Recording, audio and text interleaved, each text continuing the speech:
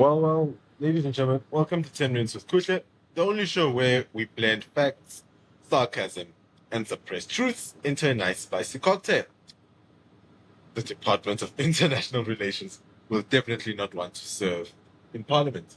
Now, ladies and gentlemen, you'll notice that I'm in a different location. Well, actually, I'm in a Gautrain bus, and that is because I was traveling, so please don't mind the background. Just bear with it for today because I had to shoot a podcast in Sandton. But nonetheless, today, boy oh boy, we're talking about begging. Yes, South Africa is officially begging the United States for mercy after tariffs of up to 31% are set to hammer our exports like a diesel truck on a pothole-ridden N1. And why? Because our government thought antagonizing the West while dancing to Cold War communism and singing Kill the Boer was somehow diplomatic. Well, genius, Ramaphosa, genius. Well done. So here's the scoop. According to News 24 and a number of media outlets, South Africa is scrambling to delay sanctions from the US scheduled to kick in on July 9, 2025. These tariffs should or could decimate our exports from vehicles, auto parts, citrus, steel, aluminium, you name it. Basically everything we still manage to manufacture without rolling blackouts or union protests. You'll ask why? Because the Americans under the revived Trump doctrine have had enough. Enough is enough. You want to do business with us? Start acting like allies, not as hostile Marxist fanboys. And now we're sending trade envoys to Washington with PowerPoint presentations and hopefully smiles asking, can we maybe iron out a better deal? Maybe 10%. That's what the basic Jonas will be trying to do. Now, let's rewind the tape, shall we? Remember that failed White House meeting between Ramaphosa and Donald J. Trump. So we'll all remember it because of how horrid it was, It was filled with cabinet ministers saying that racism is not only happening, crime is not only happening to white people, it's happening right across. And after saying crime is happening right across, we say, please invest. Which sane person is going to say, I'm going to invest in a country riddled with crime like South Africa? Now, they tried to mend economic bridges and the rest, blah, blah, blah, blah, blah. Nonetheless, the bottom line is the president never actually mentioned or said he was against, the chant kill the Boer. He never mentioned that.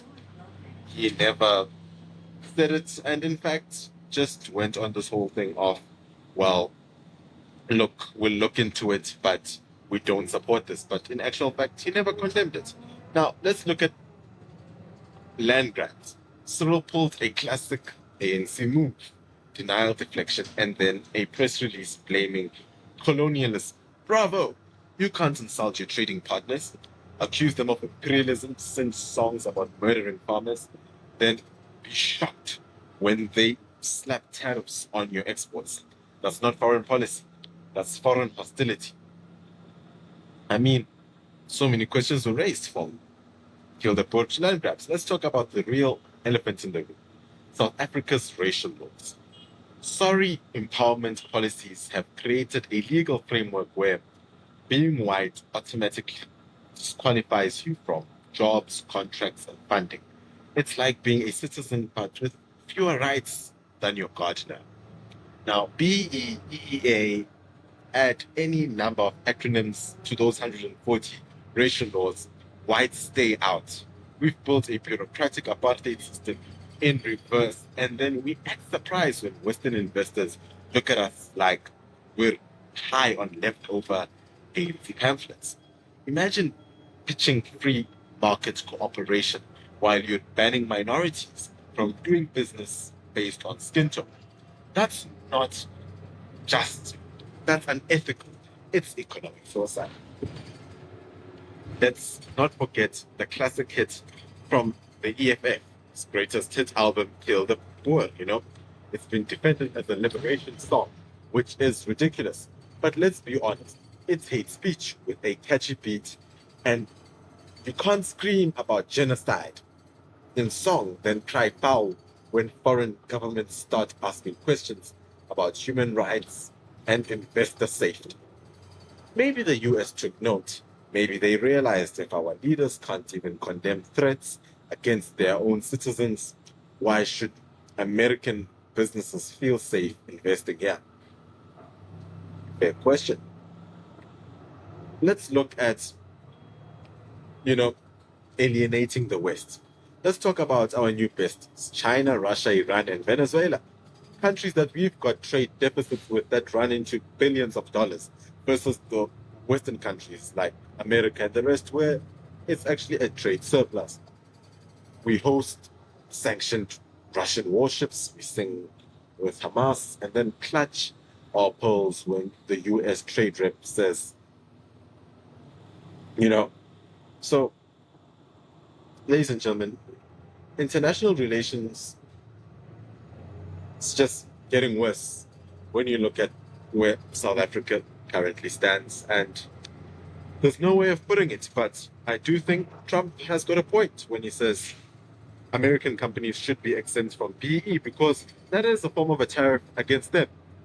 So South Africa will be trying to negotiate a better tariff agreement and are asking the US to give them extra time to extend this to about the 30th of July and give them extra time. We'll wait to see what happens. But I don't see any heroes coming out of the story. South Africa could lose 35,000 jobs in the automotive sector due to these tariffs and a number of things like BE. So bad days are coming. ANC is still going to beg some more. Welcome to South Africa. Well, that's it for me.